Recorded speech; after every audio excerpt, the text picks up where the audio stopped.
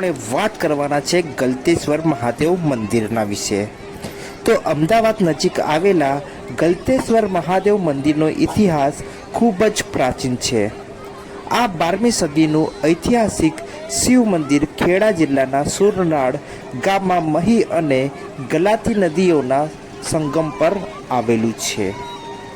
આ સ્થળ અમદાવાદથી આશરે 80થી 85 કિલોમીટર દૂર છે, એટલે લગભગ ડાકોરની નજીક આવેલું છે।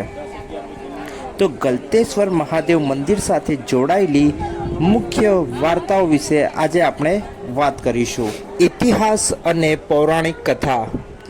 આ મંદિર 12મી સદીમાં સોલંકી કાળ દરમિયાન બનાવવામાં આવ્યું હતું। પૌરાણિક માન્યતા અનુસાર હિન્દુ પુરાણોમાં વર્ણિત મહાન ઋષિ ગાલવ અને રાજા ચંદ્રહાસનું આ નિવાસસ્થાન રહ્યું છે।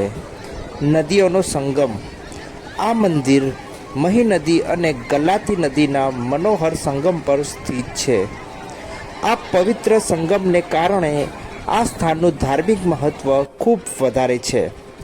અનોખી વાસ્તુકલા। તો મિત્રો, આ મંદિર મધ્ય ભારતીય માળવા ભૂમિજા શૈલી અને ગુજરાતી ચાલુક્ય શૈલીના સમન્વયથી બનેલું છે। તેના સુંદર કોતરકામવાળા શિખરો અને અષ્ટકોણીય મંડપ તેની મુખ્ય વિશેષતા છે। વર્ષ 1908માં મંદિરનો મંડપ ધરાશાયી થઈ ગયો હતો।